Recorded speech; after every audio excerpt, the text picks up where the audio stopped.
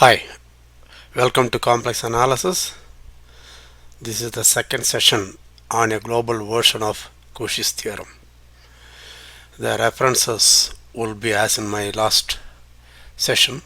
Let us get started.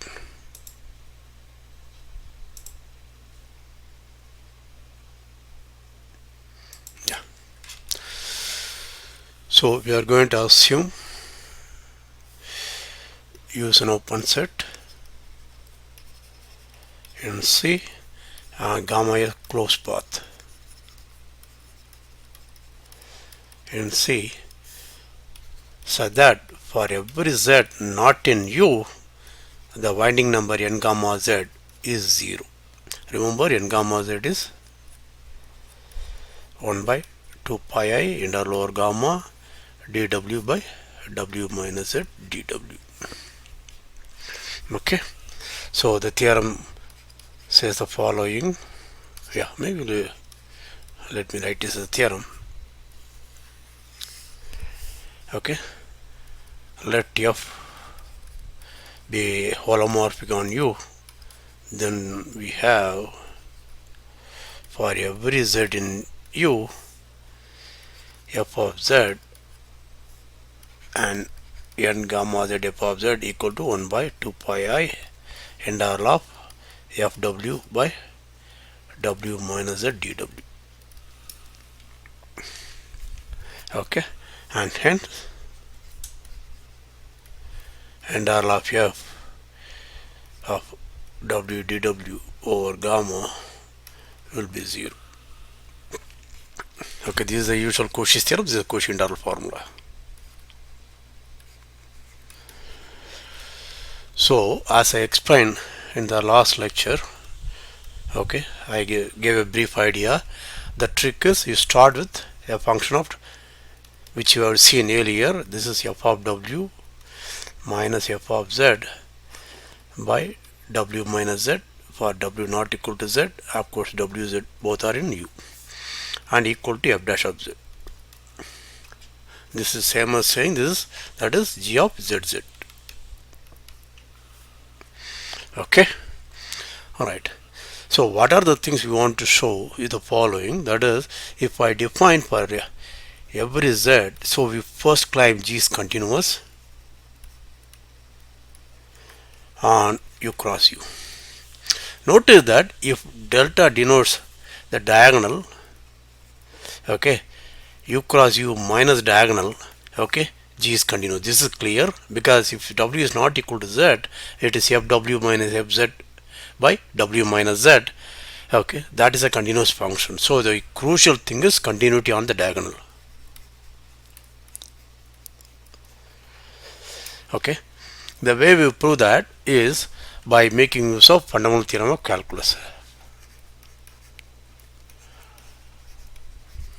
Right, let us look at, suppose I take W and Z. Let's look at the function from, okay, let us, it doesn't matter which way I write, I hope. Okay, z plus t going to z plus t into w minus z. Therefore 0 less than equal to t less than equal to 1. So when t equal to 0 it is z, when t equal to 1 it is w, right? Okay, and this followed by f of z plus t w minus z. Okay, you call this as a function phi, right? It's a function from this interval 0 1 to u c, right? Therefore phi of 1 minus phi of 0 is nothing other than f of w minus f of z, right? Now notice that now this t going to z plus t w minus z, this is continuous as a function of t, and f is a holomorphic from u. This where does this live? This lives in u, right? And of course for sufficiently small z and w. Okay, for z and w near to each other. Okay, then this followed by f, which is holomorphic and continuous. Therefore phi is continuous function, and it's actually differentiable. Why it's differentiable? Why can use chain rule?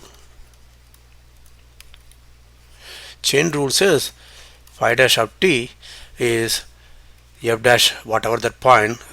Okay, this is the point. Let us say this is a z plus t w minus z, okay, into the derivative of this, which is w minus z, right? And notice that this is continuous. Why this is continuous? Phi dash is continuous because t going to this is a constant, no problem. Remember, t going to this is continuous, but f holomorphic, therefore f dash is also holomorphic because we know it's infinitely differentiable or analytic, therefore in particular f dash is continuous, therefore phi dash is continuous, right? So therefore I can apply fundamental theorem of calculus, which says that phi of 1 minus phi of 0 is 0 to 1 phi dash of t dt, which is going to be w minus z into 0 to 1 f dash of z plus t into w minus z dt, right? Therefore f of, that is g of w z equal to f of w minus f of z by w minus z, that is going to be 0 to 1 f dash of z plus t into w minus z when w is not equal to z. Okay, but notice that g of zz is f dash of z, and therefore when w equal to z, this is 0, that's also equal to 0 to 1 f dash of z plus t into f dash of z dt. The same formula works independent. Therefore what I have found is, okay, the function g of wz is given by 0 to 1 f dash of z plus t into w minus z into dt, where wz in u. Whether is w equal to z or not equal to. Okay, pause, review, proceed.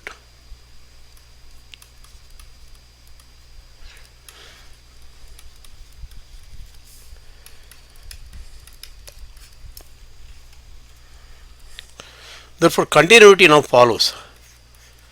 Continuity of gwz follows easily. Why?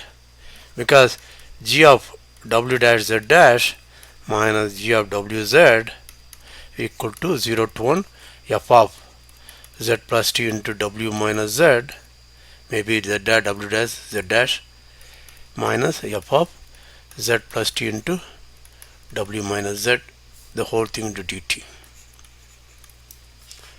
right? Are you following? F dash. Yeah.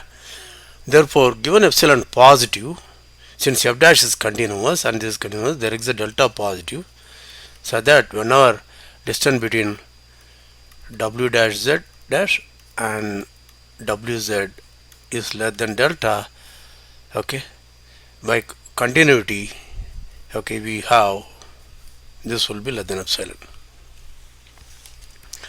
Okay, then notice that therefore z dash, distance between z dash plus t w dash minus z dash, okay, minus z minus t into w minus z, this distance, okay, this will be z dash minus z plus t into, right, z dash minus z into t into this fellow, w dash minus w plus z dash w dash minus w and z minus z dash minus z. I hope I did everything rightly. Yeah, this is a modulus. Okay, right, so this distance will be less than some, I can make sure for all t, I can make sure this is less than delta. One way of making this would be easier, would be you can write this 1 minus t into z plus t into t equal to 0, right? T into w. Therefore 1 minus t into z dash plus t into w dash. Therefore the distance will be 1 minus t into z minus z dash plus t into w minus w dash. Okay, therefore the distance will be less than or equal to 1 minus t into this distance, delta by 2 if you want, and t into delta by 2 if you want. Okay, right? Therefore the whole thing will be less than delta. Therefore this whole integrand in modulus will be less than epsilon.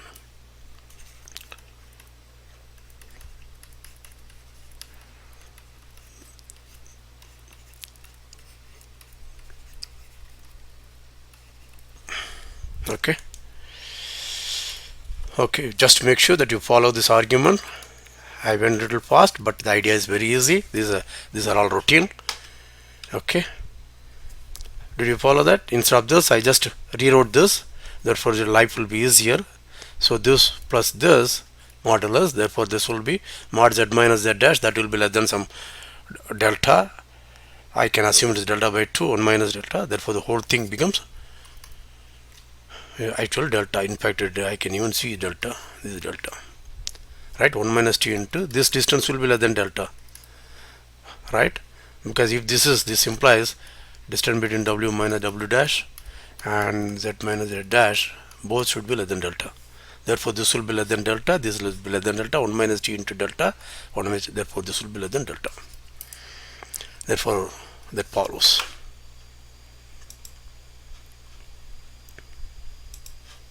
Okay, very good. So we proved my G is continuous. The second thing is we want to show for a fixed W, look at the map Z going to G of WZ. This I want to say is holomorphic. Okay, yeah, we have already seen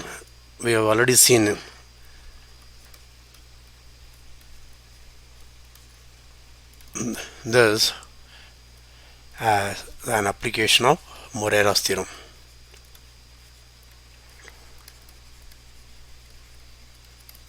So if you had been watching my videos, you know how to do that. The way to do that is we will show that let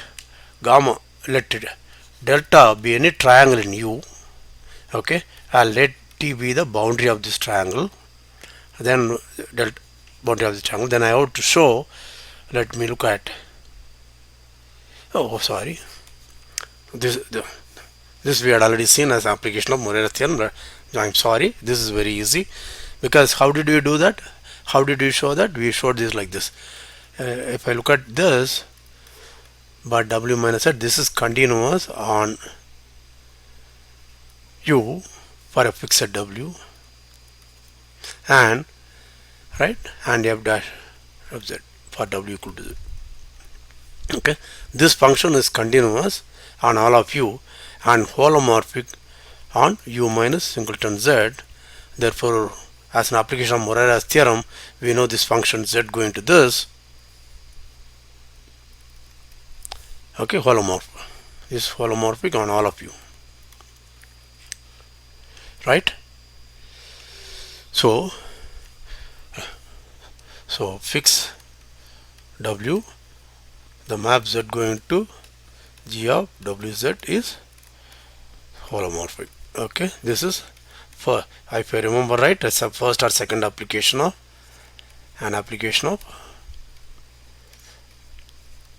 Morera's theorem. Okay, first apply extended Cauchy-Gauss.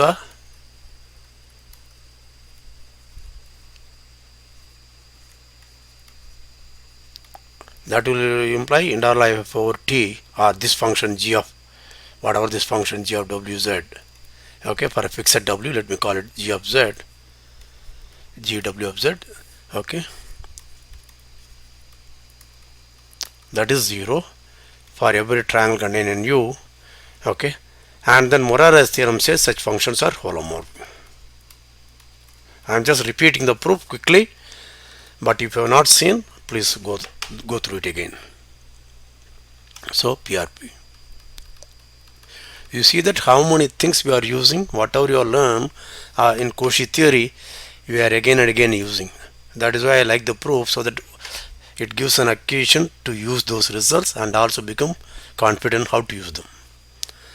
Now what we want to do is we want to define H naught of Z for Z in U to be integral over gamma of G of WZ dW.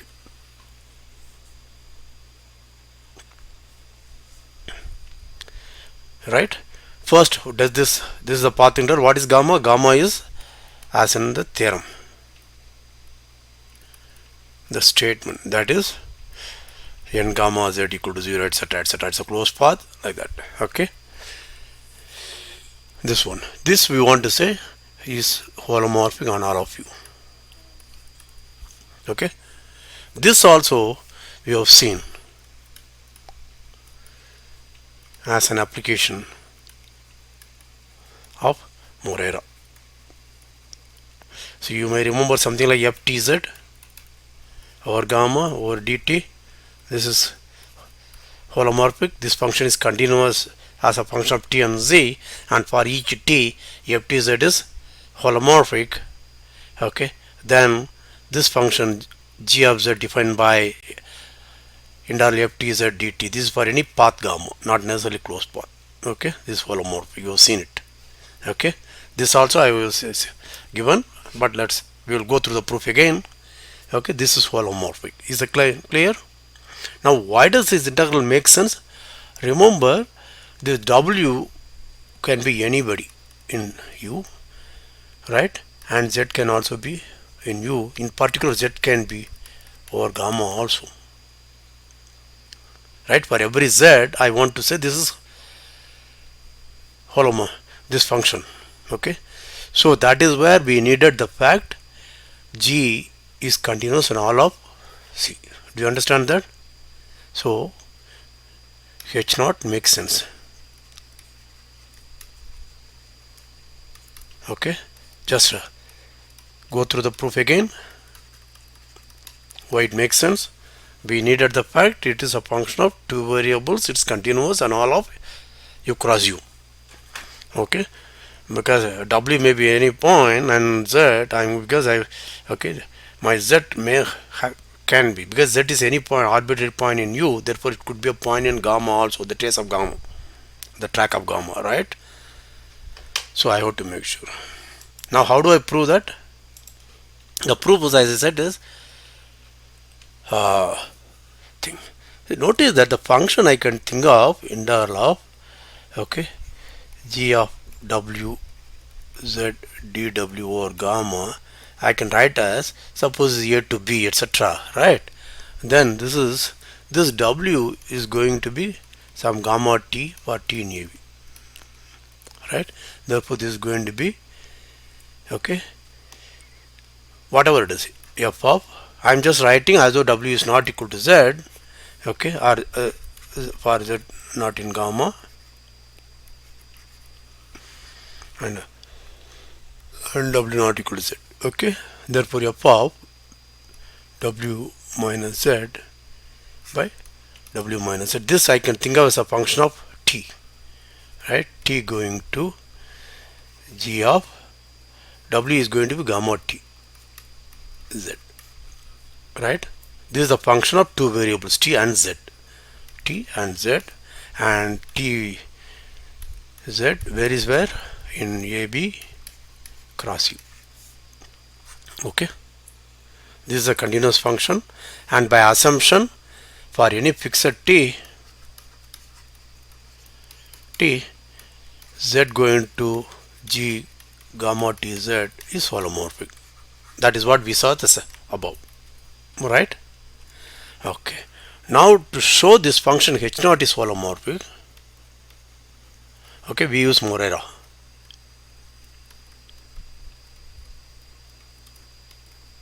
So let delta be a triangle contained in U and T be the boundary of delta. Then I have to show integral of h naught of z, t z over t is 0. right? For any such triangle I would show this, right? So let us write that.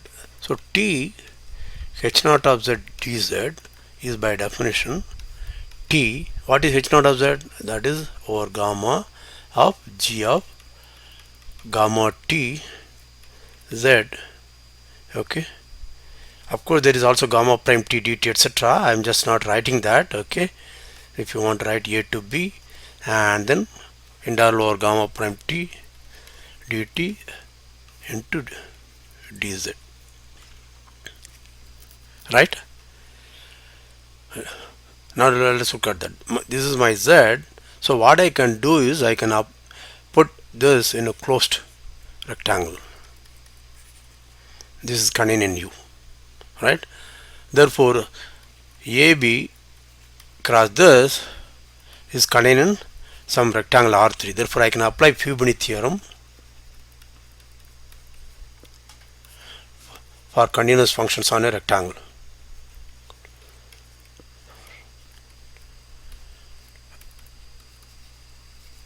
So I can interchange this integral of H naught of Z dz over T. I can interchange this as, okay, integral A to B of integral over T of, let me write just d of dw z dz into dt, right? But this is 0. Why? Because this is holomorphic by Cauchy's theorem.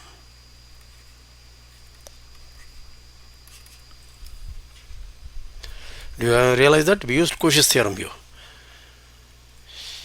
right? What did the Cauchy's theorem says? If some function is holomorphic and if delta is a triangle containing thing and integral of that holomorphic function over the boundary of the triangle T will be 0.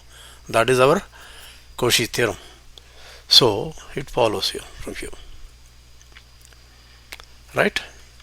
If you want, it's actually Cauchy-Gursa. Okay, Cauchy, or if you want, Cauchy-Gursa. Okay, therefore this is 0. Hence we conclude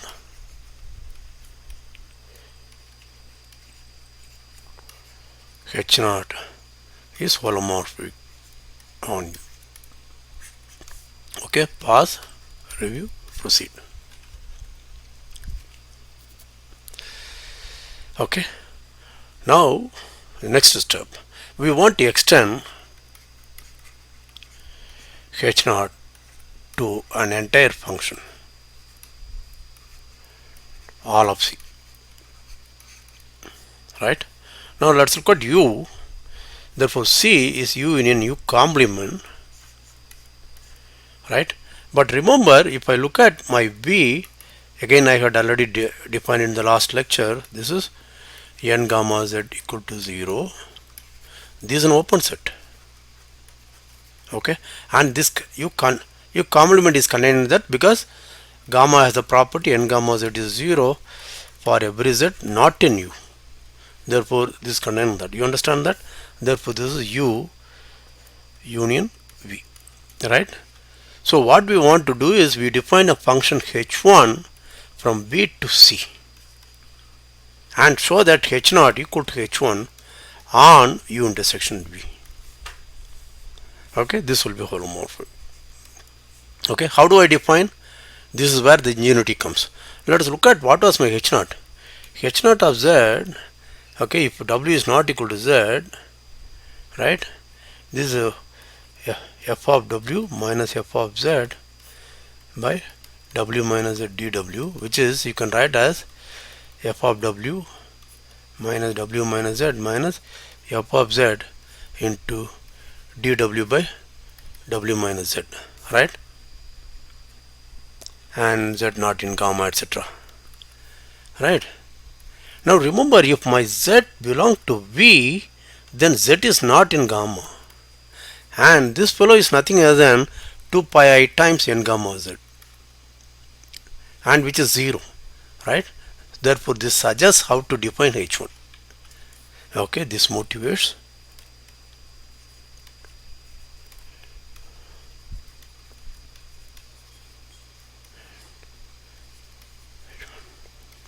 So we define h1 on V to be, okay, f of w by w minus z dw over gamma. Okay, pause, review, proceed. Just to go through. Okay, if you don't want motivation, forget it. I am defining h1 to be like this, but it just gives an idea because I am going to repeat that idea again. Okay, now why h1 is holomorphic?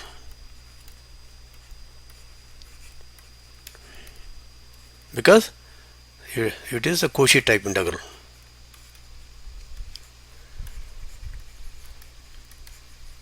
Notice that f from the trace of gamma to c is continuous, and therefore we know h1 is actually an analytic function on c minus the trace of gamma. We already know that. In particular, it's holomorphic on u, right?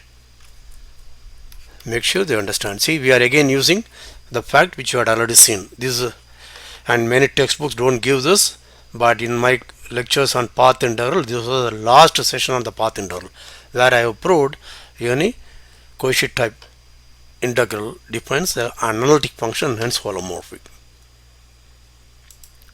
Okay, therefore I have h naught, okay, from u to c, where h naught of z is given by f of g of wz dw over gamma, and h1 from v to c, so that h1 of z equal to over f of w by w minus z dw, right?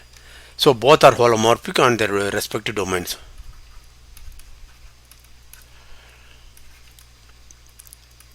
Okay, suppose z belong to u intersection b, right? This in particular implies, okay, n gamma z is 0, right? You follow that? Now there, and also z belong to u, right? If z belong to u, okay, then what is h naught of z? H naught of z is, okay, integral over gamma of g of w minus z dw, right? Since n gamma z is 0, this implies z is not on gamma. If z is not on gamma, right, and w is on gamma, therefore this is nothing other than f of w by f of z by w minus z. See, do you remember? This is the way we used Cauchy integral formula, okay, in the star domains or Cauchy integral formula, annular region, etc. This is the same proof which you did, right? But that is equal to integral of f of w by w minus z dw minus this f of z into dw by w minus z, but this is 2 pi I times n gamma z. But z is in u and z is in v, therefore n gamma z is 0, therefore this value is 0, and this is nothing other than h1 of z. This is the definition of h1 of z, right? Because z is in v, right? For z is in v, h1 of z is this. Therefore we have proved h0 equal to h1 on u intersection v. Hence we define h from c to c by h of z equal to h0 of z for z in u equal to h1 of z, z in v, then h is well defined, holomorphic, and holomorphic on c. Is that okay? Right, pause. So we had extended this. The next, okay, we claim h of z, the function, the entire function h from c to c vanishes at infinity. Okay, we had already seen, again, this is a application of Liouville's theorem. We have done that. Okay, if f from c to c is vanishes at infinity, holomorphic, vanishing at infinity, then f is identically 0. Okay, I'll give the proof, don't worry, I'll give the proof. Okay, why wedge? See, now you've noticed that you have Since we know n gamma z goes to 0 as z goes to infinity, this means that for given, let's say half, epsilon equal to half, there is an r positive, so that mod z greater than r should imply n gamma z in modulus should be less than half. But remember, n gamma z is always an integer. That means n gamma z must be, modulus must be 0. That means n gamma z must be 0. Right? Therefore, for if z is such that mod z is greater than r, n gamma z is 0. Is that clear? Okay. Now that's what you are going to use. Therefore, if mod z is greater than r, then n gamma z is 0. That implies z is in V. Therefore, h of z is nothing other than h1 of z. But h1 of z is f of w by w minus z dw over gamma. Right?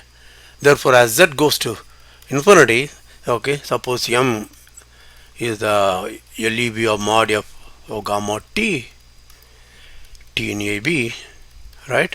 Therefore, this I can show that in modulus h1 of z will be less than or equal to m into length of gamma into, I have to get an estimate. This we had already seen. This is my gamma, z is somewhere, okay. Therefore, this is a compact set, right? This is compact. This we had already seen earlier, right? Therefore, I have an estimate mod w minus z is greater than or equal to the minimum distance, okay, distance between z and gamma,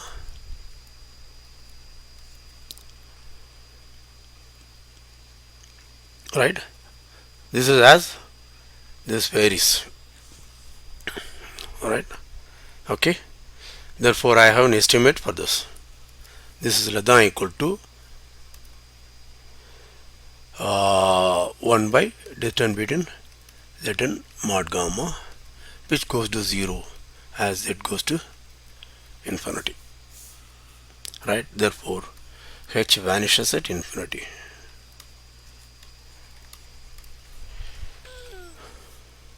Okay. Since h vanishes at infinity by Liouville's theorem, so let us look at, okay. So choose r, so that mod z greater than r, greater than r implies modulus of hz is less than 1, right? And h is holomorphic on b0 r to C, continuous and holomorphic. This is a compact set. Therefore, h of z modulus is less than or equal to some m. This is not the same m, it's some other m, and this is not the same r, this is some other r. Okay. Therefore, my h is bounded by maximum of 1 and m on C. Therefore, by Liouville's theorem, h is a constant. Can it be non-zero? This constant cannot be non-zero.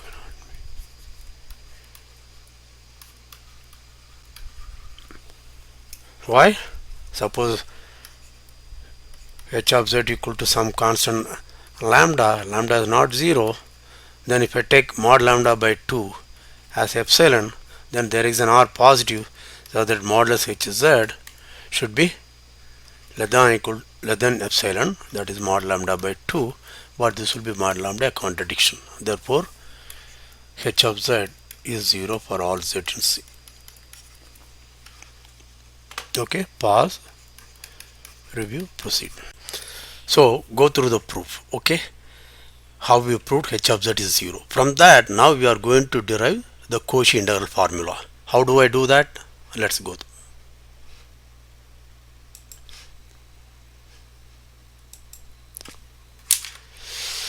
So now we know h of z 0 for all z in C, right? Now let us concentrate h in u, but not on gamma, right? Therefore, what is h of z then? This is h naught of z.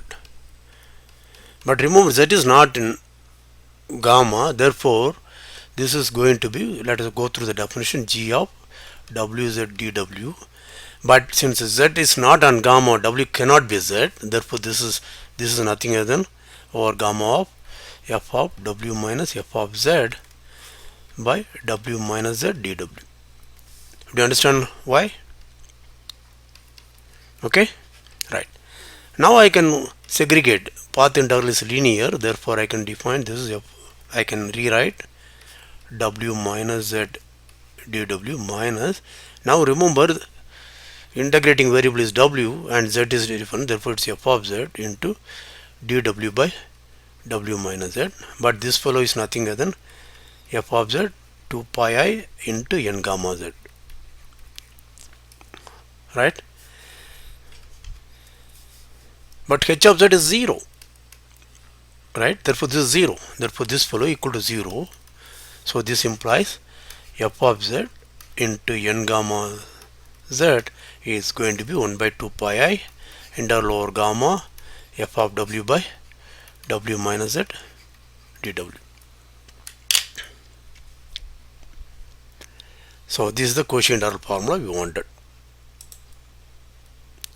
So we now proved Cauchy integral formula. As I explained in the first session, from Cauchy integral formula immediately implies Cauchy's theorem. Okay, just for completeness sake, we will again go through that proof.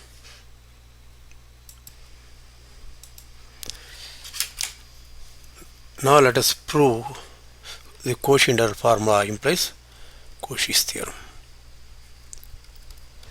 So what is our assumption? U is open, gamma closed path